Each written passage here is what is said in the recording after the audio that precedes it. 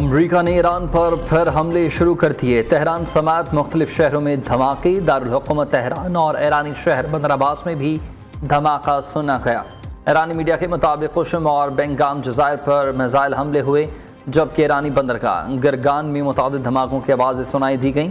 امریکی عسکری حکام کا کہنا ہے کہ کارروائی ایران کی مسلسل اور بلا جواز جارحیت کا منہ توڑ جواب ہے۔ ایرانی فضائی دفاعی نظام کو ہائی الرٹ کر دیا گیا۔ پورے مشرق وسطی میں جنگی صورتحال انتہائی ہولناک ہو گئی۔ ایران کے جوابی حملوں کے خوف سے بغداد میں قائم امریکی سفارتخانے نے شہریوں کے لیے انتہائی ہنگامی سیکیورٹی الرٹ جاری کر دیا۔ امریکی شہریوں کو سخت محتاط رہنے اور غیر ضروری نقل و حرکت سے فوری طور پر گریز کرنے کی ہدایت۔ اس سے قبل امریکی صدر ڈونلڈ ٹرمپ نے ایران کو دھمکی دیتے ہوئے کہا تھا کہ ہم نے کل بھی ایران پر شدید حملے کیے تھے اور آج بھی کریں گے۔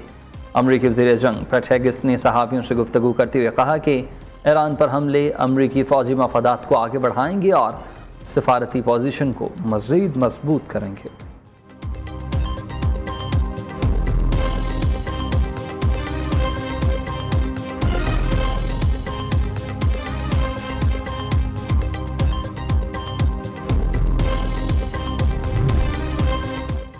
آبنائے ہرمز میں امریکی افواج اور پاسداران انقلاب کے درمیان جھڑپیں۔ ایرانی خبر ایجنسی کے مطابق امریکہ کی جانب سے ایران پر تازہ حملے کے بعد آبنائے ہرمز میں امریکی افواج اور ایرانی پاسداران انقلاب کے درمیان جھڑپیں شروع ہو گئیں۔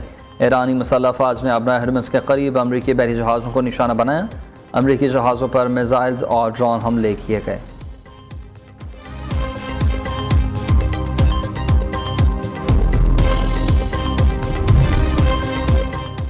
امریکی حملوں کا جواب اس بار جنگ خطے سے باہر پھیل جائے گی۔ ایران کی ٹرمپ کو سخت دھمکی۔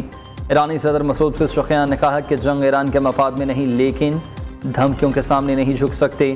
ایران کو نہ جھک نہ ہی امن کی موجودہ کیفیت سے آگے بڑھانا ہوگا۔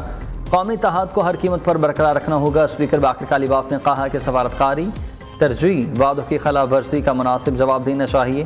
ایرانی پارلیمنٹ کی قومی سلامتی کمیٹی کے سربراہ ابراہیم عزیزی نے امریکی صدر ڈونلڈ ٹرمپ کے بیانات پر سخت رد عمل دیتے ہوئے خبردار کیا ہے کہ ایران ہارنے والوں سے لڑنے سے بالکل نہیں ڈرتا۔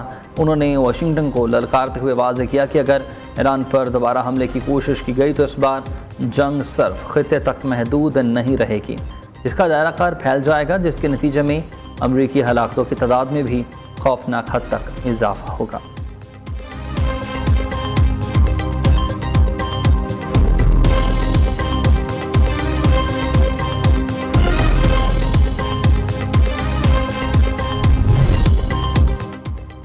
اسرائیل کی نئی حماقت ایران پر دوبارہ بڑے حملوں اور جنگ جاری رکھنے کا جنونی اعلان کر دیا۔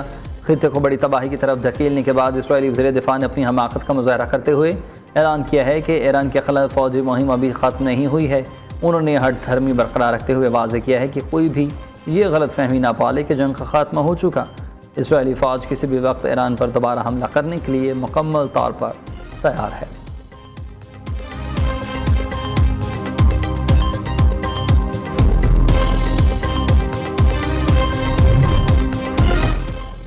امریکہ کا بھارت کے کیمیکل ٹینکر پر حملہ۔ بھارت کے کیمیکل ٹینکر کو امریکہ نے عمان کے ساحلوں کے نزدیک نشانہ بنایا۔ کیمیکل ٹینکر پر حملے کی 21 افراد کو بچا لیا گیا، 3 لاپتہ۔ امریکی سینٹ کام کے مطابق بھارتی ٹینکر ایرانی تیل لے جا رہا تھا۔ امریکی جنگی جہازوں نے احکامات کی خلاف ورزی پر نشانہ بنایا۔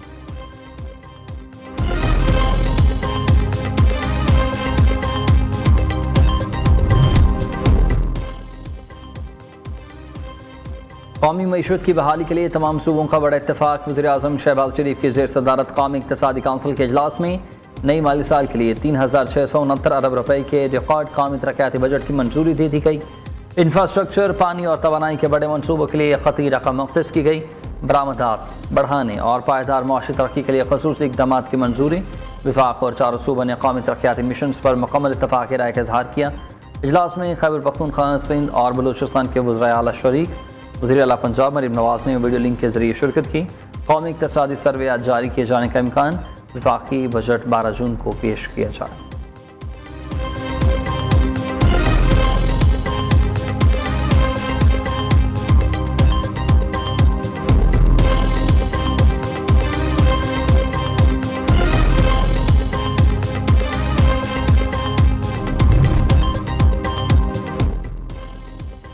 دفاع کو مضبوط بنانا سب سے بڑا چیلنج ہے، دہشت گردی کا مقابلہ یکجان دو قالب ہو کر کرنا ہوگا۔ ملک کی معیشت کو بڑے چیلنجز کا سامنا کرنا پڑا۔ آج میکرو سطح پر معاشی صورتحال مستحکم ہے، مشکلات کے باوجود کوشش کی کہ IMF پروگرام پر عمل پیرا رہیں۔ MD IMF نے مخلصانہ کوششوں کو سراہا۔ وزیراعظم شہباز شریف کی قومی اقتصادی کونسل اجلاس میں گفتگو، بجٹ سے متعلق مشاورت اور معاونت پر تمام وزرائے اعلیٰ کا شکریہ ادا۔ کہا کہ وفاق نے صوبوں کے ساتھ مل کر ملک کے بہترین مفاد میں بہت مثبت فیصلے کیے۔ حکومت کی بہترین حکمت عملی سے تیل بحران پیدا نہیں ہوا۔ تیل کی قیمتوں کی مد میں عوام کو 128 ارب روپے کا ریلیف فراہم کیا۔ عوام کی توقعات پر پورا اترنے کی ہر ممکن کوشش کی۔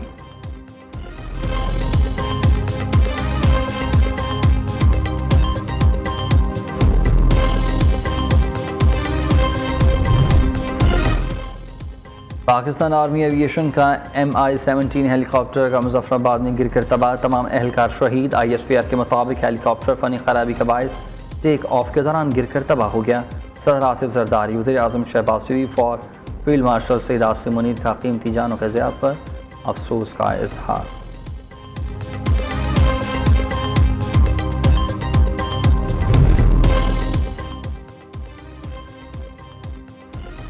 گرمی کی سطح شہریوں کے لیے خوشخبری ہے، بادل برسنے کو تیار ہیں۔ محکمہ موسمیات کی لاہور سمیت پنجاب کے بیشتر علاقوں میں تیز ہواؤں کے ساتھ بارشوں کی پیش گوئی۔ خیبر پختونخوا کے علاقے فرق میں بادل برس پڑے، پشاور سمیت مختلف شہروں میں آندھی اور بارش کا امکان۔ پاکستان نے 4 ملکی فٹ بال ٹورنامنٹ جیت لیا ہے۔ فائنل میں افغانستان کو 2-0 سے شکست کا ہوا سامنا۔